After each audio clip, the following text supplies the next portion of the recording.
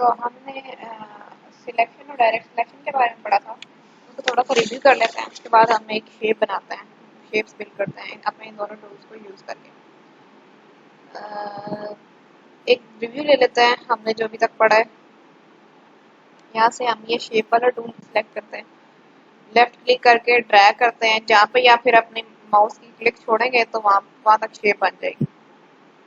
इसके अलावा हमने ये पढ़ा है कि अगर आपने इक्वल साइड्स वाली शेप बनानी होगी तो आप ड्रैग करते करते साथ शिफ्ट प्रेस करेंगे और लेफ्ट क्लिक करके ड्रैग करेंगे। ये हो गया आगे डायरेक्ट सिलेक्शन। डायरेक्ट सिलेक्शन किस लिए यूज होता है? शेप को रिसाइज करने के लिए, बड़ा छोटा आगे पीछे जिस तरह मर्जी आप रिसाइज कर सकते हैं, लेकिन इससे पूरी शेप रिसाइज होती है, कोई स्पेसिफिक पार्ट नहीं आगे पीछे मतलब आप कर सकते हैं। इसके अलावा एक इसलिए यूज होता है रोटेट करने के लिए। जैसे ही आप कर्सर एंकर पॉइंट के पास लाते हैं, एंकर पॉइंट्स क्या होते हैं? Corner points. जिस तरह से एक ये है, एक ये कॉर्नर पॉइंट है, ये कॉर्नर पॉइंट है, ये वाला कॉर्नर पॉइंट है। मतलब एंकर पॉइंट का मतलब क्या होता है? एंकर, जिस तरह से एंकर पर्सन होता है, उसने ऑडियंस, सारी ऑडियंस को एक जगह पे रुका होता है, इस तरह से एंकर पॉइंट होता है, उसने सारी शेप को एक जगह पे रुका हुआ होता है। सारे एंकर पॉइंट्स मिलकर एक शेप को हैंडल करते हैं। ये रीसाइज, यहाँ से आप पकड़ के रीसाइज कर सकते हैं। ये रीसाइज वाले हैंडल्स लगे हुए हैं। इसके अलावा आप एंकर पॉइंट से भी पकड़ के रीसाइज कर सकते हैं। अगर आप इक्वली रीसाइज करना चाहते हैं, फॉर एग्जांपल ये शेप है, ठीक है, और ये रेक्टेंगल है, ठीक है, रेक्टेंगल बनी हुई है, आप इसी इसी शेप में इसको बड़ा करना चाहते हैं तो आप शिफ्ट दबा के बड़ा करेंगे या छोटा करेंगे। मतलब अगर आप शेप को खराब नहीं करना चाहते, बस बड़ा छोटा करना चाहते हैं, मतलब उसके एंगल्स वही रखना चाहते हैं, तो फिर आप शिफ्ट के साथ करेंगे। और किस लिए यूज होता था? ये डायरेक्ट सिलेक्शन टूल, सॉरी, ये सिलेक्ट करके मूव करने के लिए यूज होता है। आप पकड़ के ड्रैग करके कहीं पे भी मूव कर सकते हैं अपनी मर्जी से। सॉरी। इसके बाद इसके बाद क्या आता है जी? Direct selection tool. हाँ, एक और सिलेक्शन टूल के बारे में बड़ी मजे की बात है। वो ये है कि अगर आपने किसी शेप को सिलेक्ट किया है ना, अगर आप उसकी कॉपी लेना चाहते हैं, एक तो तरीका ये है कि आप उसको सिलेक्ट करें और कीबोर्ड से प्रेस करें कंट्रोल सी, और कंट्रोल सी का मतलब होता है कॉपी, और फिर आप कंट्रोल वी प्रेस करें तो उसका मतलब होता है पेस्ट। मैंने कंट्रोल वी प्रेस किया तो ये कहीं पे भी पेस्ट हो जाएगा, आगे पीछे जहाँ मर्जी। बट अगर आप इसको अपनी स्पेसिफिक जगह पे मतलब अपनी, जहाँ आप एक स्पेसिफिक जगह पे ले जाके पेस्ट करना चाहते हैं, तो उसके लिए हम सिलेक्शन टूल यूज करेंगे। जिस शेप की हम कॉपी लेना चाहते हैं उसको सिलेक्ट किया, उसके बाद कीबोर्ड से आल्ट का बटन दबाना है, आल्ट का बटन दबाना है और उस शेप को ड्रैग करना है, जहाँ पे आप लेके जाना चाहते हैं वहां पे जाके रिलीज कर देना है। ये इसकी कॉपी आ गई। इसी तरह से आप देखें, जब मैं आल्ट का बटन प्रेस करती हूँ तो मुझे दो कर्सर शो होते हैं, मतलब एक ओरिजिनल शेप और एक उसकी कॉपी। तो फॉर एग्जाम्पल मैं यहाँ पे पेस्ट करना चाहती हूँ, यहाँ से लेफ्ट क्लिक के साथ उठाया, ड्रैग किया, और जहाँ पे आपने पेस्ट करनी है कॉपी वहां पे जाके रिलीज कर दिया माउस। समझ आ गई? रिलीज करना मतलब आपने लेफ्ट क्लिक अपनी जो प्रेस की हुई थी ड्रैग करते हुए उसे छोड़ देना।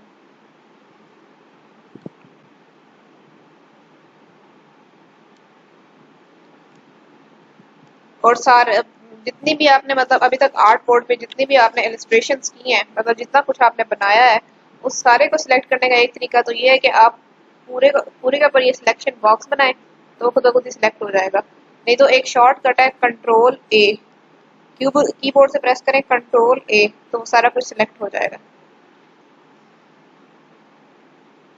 इसी तरह से किसी भी चीज़ को डिलीट करने का तरीका ये है कि उसको सिलेक्ट करें और कीबोर्ड से प्रेस करें कंट्रोल एक्स। फॉर एग्जाम्पल मैं ये सब कुछ डिलीट करना चाहती हूँ तो मैं कंट्रोल ए करूंगी, सबको पहले सिलेक्ट करूंगी, फिर उसके बाद कंट्रोल एक्स प्रेस करूंगी।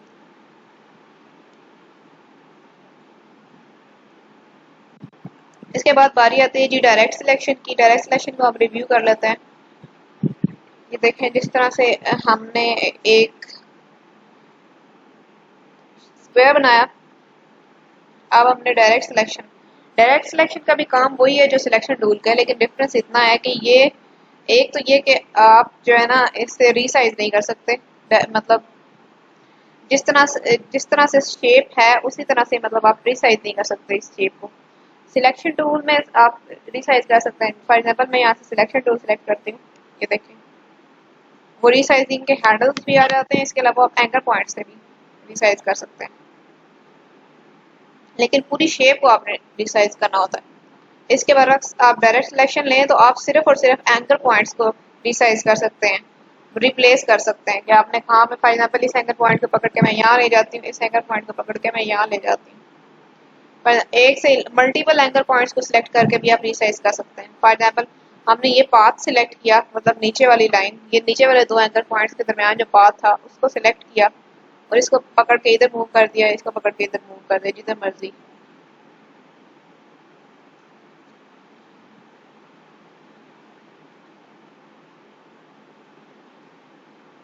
अच्छा, तो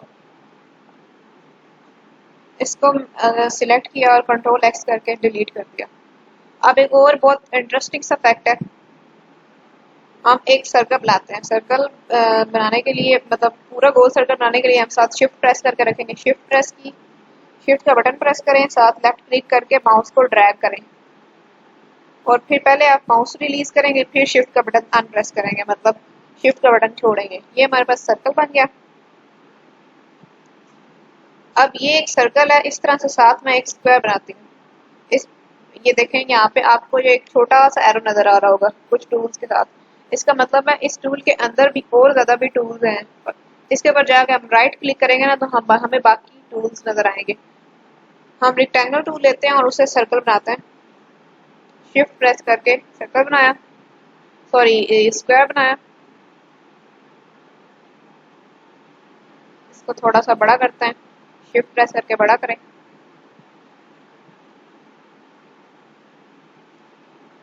अब वो देखें, वो हमें साथ साथ इलस्ट्रेटर की गाइड बता रही है कि अब ये देखें जैसे मैं इधर लाई हूँ वो बता रहे हैं कि ये इन दोनों के सेंटर्स जो हैं अब एक लाइन में आ गए हैं, मतलब सर्कल और स्क्वायर का सेंटर एक लाइन में आ गया है। अब हम इसको रोटेट करेंगे स्क्वायर को स्पेसिफिक एंगल्स पे, रेस्ट्रिक्टेड एंगल पे। तो वो हम कैसे करते थे, शिफ्ट दबा के यहाँ से किसी भी एंकर पॉइंट के पास लाएं और शिफ्ट दबा के रोटेट करें। ये 45 डिग्री के एंगल पे रोटेट हो गया। इसको थोड़ा सा, इसे थोड़ा सा इधर करता है, थोड़ा सा इसको इधर करते हैं। अब मुझे बताएं कि इनमें क्या चीज कॉमन है। ये जो सर्कल है ये भी पहले स्क्वायर था। अब देखें यहाँ से हम डायरेक्ट सिलेक्शन टूल लेते हैं तो हम इस एक एंकर पॉइंट को क्लिक करते हैं तो हमारे पास ये हैंडल्स नजर आ गए। मतलब इस एंकर पॉइंट के दो हैंडल्स हैं। अब देखें इस हैंडल से हम उस शेप को रिसाइज कर सकते हैं। फॉर एग्जांपल इसको बाएं की तरफ खींचेंगे तो ये लंबा हो जाएगा, इस तरफ खींचेंगे तो ये इस तरफ, जिस तरह से मर्जी आप रिसाइज कर सकते हैं। इस हैंडल को इधर खींचो, इसको इधर खींचो, मतलब ये हैंडल्स भी होता है। ये किस लिए काम आते हैं ये बाद में मैं आपको बताऊंगी।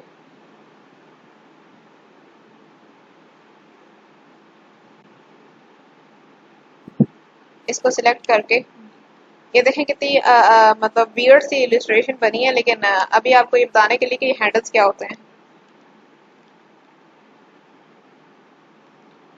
और इस सारे को सिलेक्ट करेंगे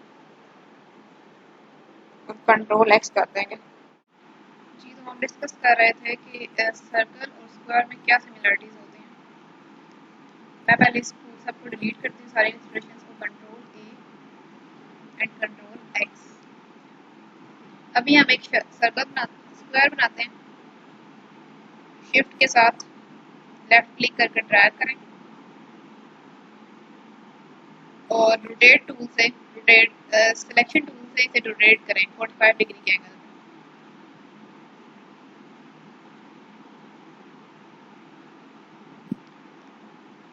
इसी तरह से एक सर्कल लें, सर्कल बनाएं, शिफ्ट के साथ ड्रैग करें माउस को लेफ्ट क्लिक करके। अब देखें यहाँ पे हमें सर्कल के एंकर पॉइंट टूल्स शो हो रहे हैं, एंकर पॉइंट्स शो हो रहे हैं। एक ये 1 2 3 एंड 4। इसी तरह से स्क्वायर के 1 2 3 4 4 एंकर पॉइंट्स दोनों के। अगर हम स्क्वायर को सिलेक्ट करें सिलेक्शन टूल से, तो अंदर हमें एक छोटा सा सर्कल शो होता है जिससे हम एंकर पॉइंट्स को गोल कर सकते हैं। उससे हम इसके एंकर पॉइंट्स गोल करें मतलब स्क्वायर के, तो वो सर्कल बन जाता है।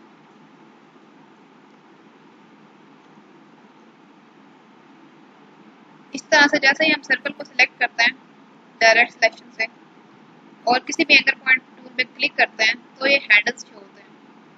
इसका मतलब ये हैंडल्स का मतलब ये है कि ये इस पॉइंट पे कर्व है। अब इस पॉइंट पे हैंडल्स नहीं ऑन हो रहे, इसका मतलब है कि इस पे कर्व नहीं है। अगर हम इस पे कर्व डालना चाहते हैं तो हमारे पास उसके लिए एक टूल है जिसे कहते हैं एंकर पॉइंट टूल, और किसी भी एंकर पॉइंट टूल पे लाके उसको क्लिक करके ड्रैग करें तो ये हेडर्स ऑन हो जाते हैं। किसी भी तरफ आप ड्रैग कर सकते हैं। लेकिन अगर आप शिफ्ट से करेंगे ड्रैग, तो ये आपके मतलब दोनों तरफ इक्वल कर्व ऐड करेगा। इसी तरह से इस पॉइंट को सिलेक्ट करें, सॉरी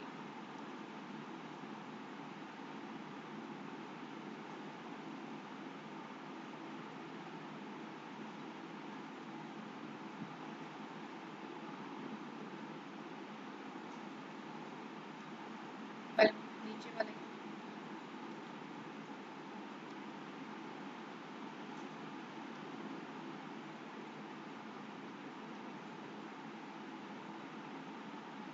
शिफ्ट के साथ।